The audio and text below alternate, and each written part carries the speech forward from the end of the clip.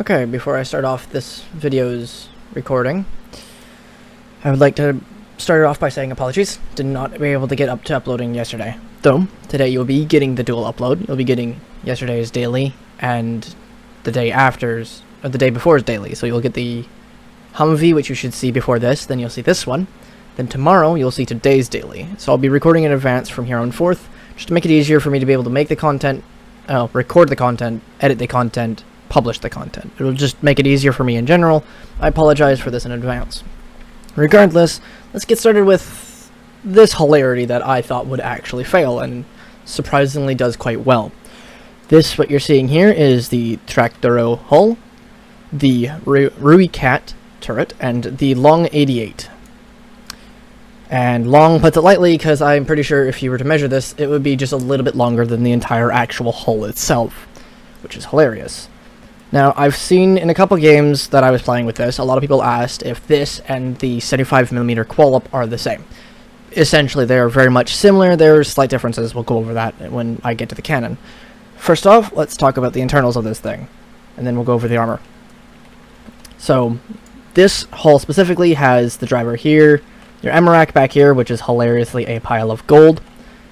And then the Rooikat, you have our ammo rack here and here. Honestly, the best way is to kill any Rooikat, if you were to see it from head on, either go through here or go through here. You're guaranteed to hit, especially if you go through this side, you'll most likely go through the loader directly into the ammo rack in the back.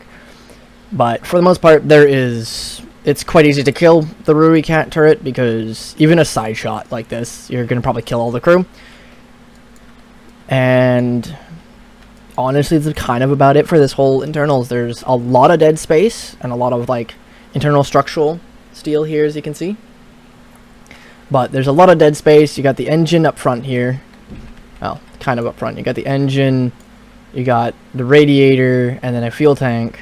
And it's all kind of up here. There's a lot of, like I said prior, dead space, just empty space here that ultimately leads to nothing. If you shoot too high here, you're just going to go in one end and not the other. So that's kind of where this thing's shine is there's a lot of dead space, a lot of open air for either darts, because at tier 8 you can run into the darts sometimes if people are running the 105 auto and have down tiered it, or they're running the CSE, which I believe has an APFS dart. Excuse me. So a lot of the times people will go through it, but the problem is the internal structural steel here, the APHE will most likely fuse off this and will just spoil the absolute insides of this thing. When it comes to armor, there's a lot of layers, overlapping bits and such. There's a lot of it. There's a lot of open air, and just really with this, you rely on mostly not armor and bouncing. You rely more on just hopefully they hit dead space and not your crew or something important. Which is another thing to note. Do not reverse out of this tank. Like, if you're trying to back out, remember, you have a big ammo rack right here. Now, granted, if you want to, you could take 12 rounds of ammo. You will remove this ammo rack here. You'll remove the side ammo rack and be stuck with only the ammo rack in the back of the turret. Probably could increase your survivability by a minuscule amount, but honestly, many shots to the turret will just take out the entirety of your crew and will kill you anyways. So if you want to absolutely min-max this, that's what I would suggest, is taking 12 ammo. Though, like I mentioned previously, there's there's not a lot of armor here, sorry, not ammo, but there's a lot of thin armor, like 30mm at best, so you will be killed by a lot of autocannons. You'll be killed by pretty much everything, and everything can pen you pretty much. But on this one, you have a 7.54 reload on the long 88, which is in here. It is this one, the 8.8cm Kw.K L100. This one and this one, the 75mm Kw.K, are honestly pretty similar. As you can see, there's slight differences in the pens. So 237, 205, 119, whereas 93, 191, 225. And the velocity is also different, 1672 towards 1272. I believe the ricochet angle on the Kw.K is better. They have buffed this, it seems. 90 degrees comparatively to the 72. Though you do lose out on some explosive mass in the round, which I personally prefer, and also the fuse sensitivity is a bit different, 35mm according to, or compared to, apologies, the 12mm. Honestly, This tank setup you can use with either the Kw.K or the long 88. The Kw.K will hold more rounds, just keep that in mind.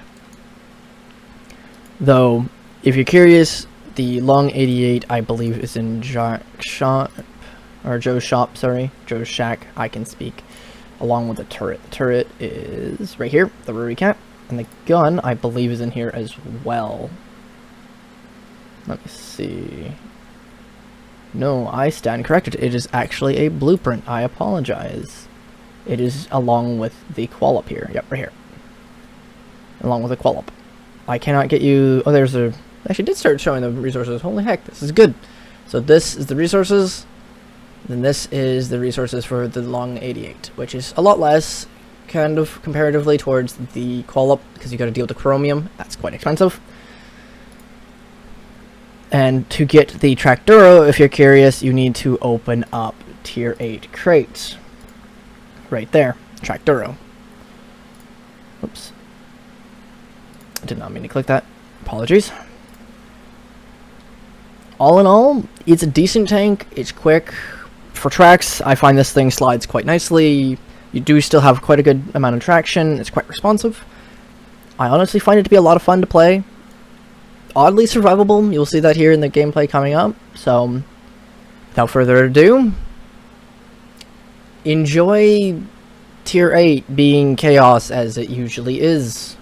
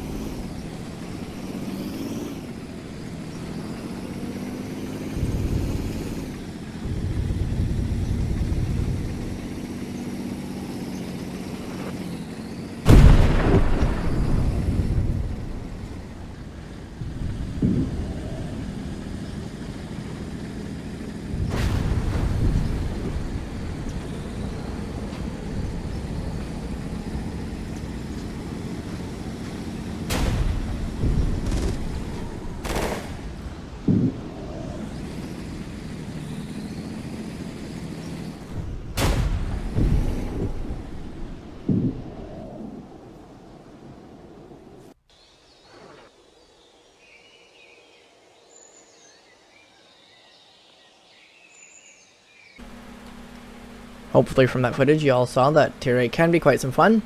It can be hectic, and that this setup surprisingly works well if you play it right. I did not expect that. Though I hope y'all have the good? No, that is not how you English. I hope y'all have a good rest of your day, night, whatever it is for you currently. And remember, when everybody needs to frown, everybody needs to smile. Be nice, have fun, and enjoy life. See you next time.